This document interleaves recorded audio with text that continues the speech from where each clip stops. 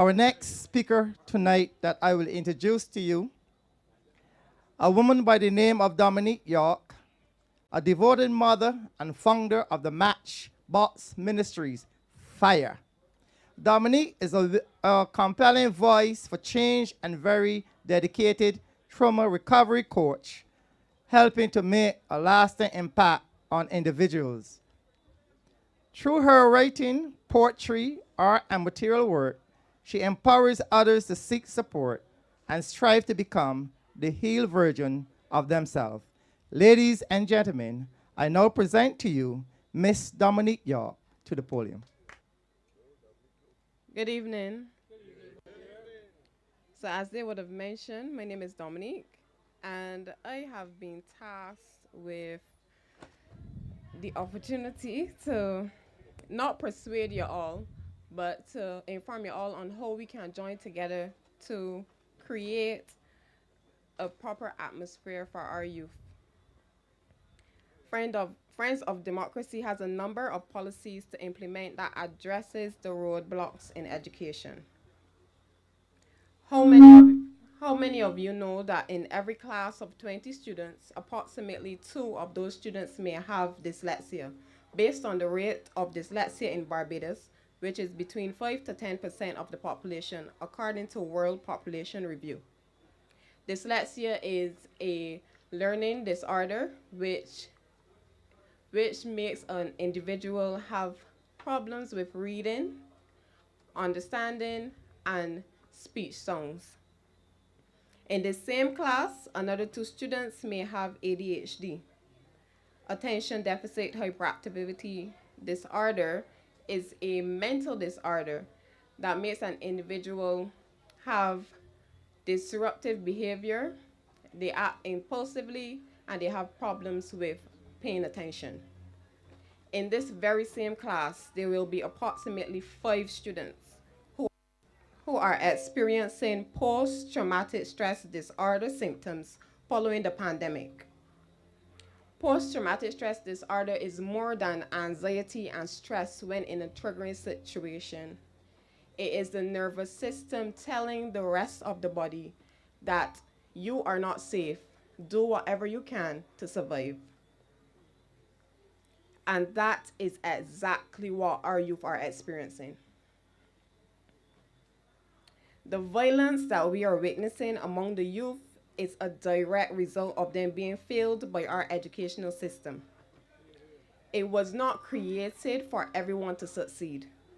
And if you as a parent cannot afford the extra lessons for your child, that child may fall behind. And let's be realistic. How many of us are willing to be placed on a 3-year wait list to hear that something is wrong with our child?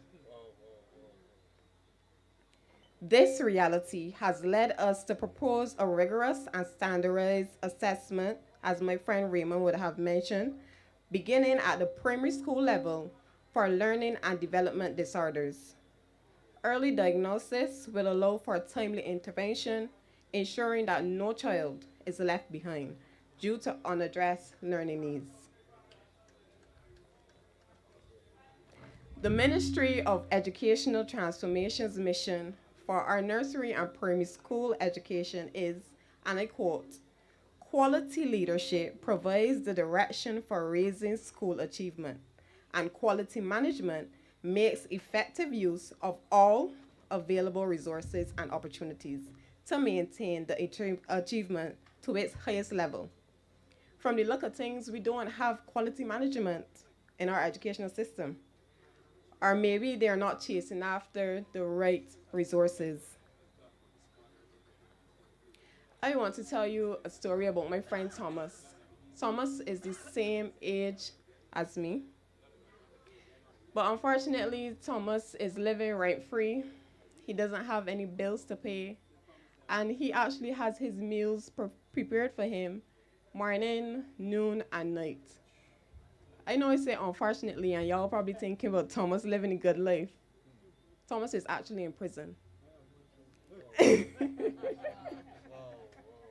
And he has been there for the past 5 years, incarcerated for grievous bodily harm with wounding.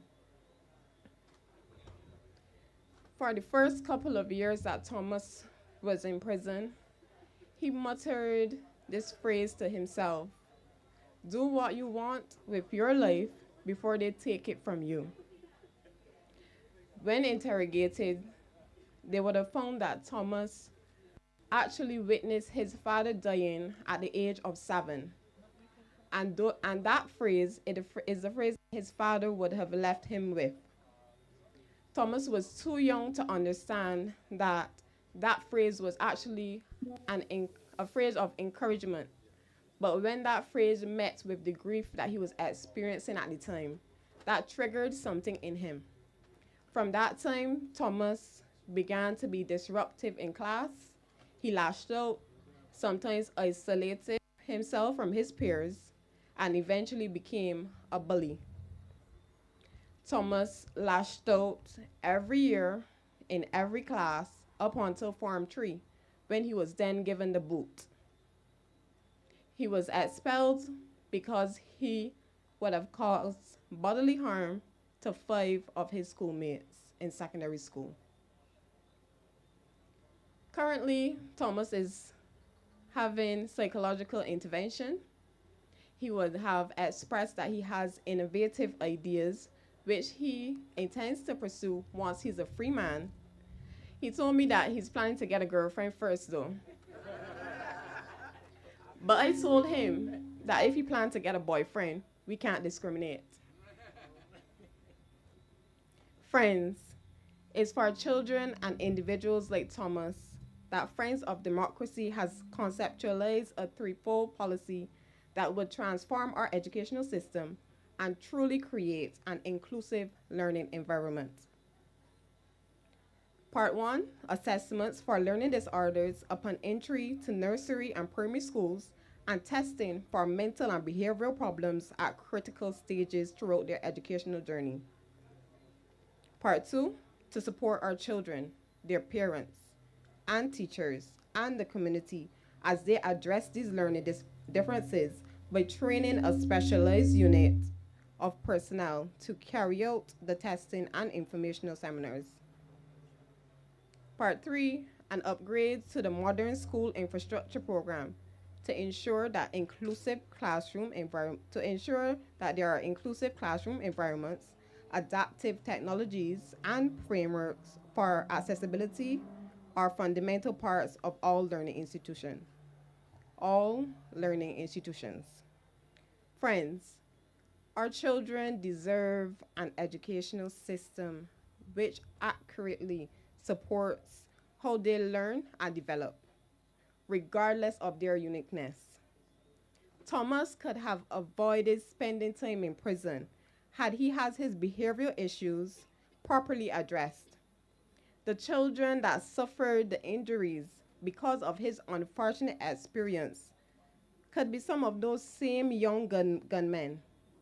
This is the cycle that situations like that creates. Thomas's innovative ideas could have been channeled even earlier than now, helping him to develop a successful and profitable business where he can be financially independent. Friends, this is not to separate sheep from goat, but rather to ensure that every child is being taught in a way that they can successfully grasp every concept that is every concept, and by the time they reach CXC level, they will be equipped to pass at least 3 of the subjects so that the police force will no longer be suffering.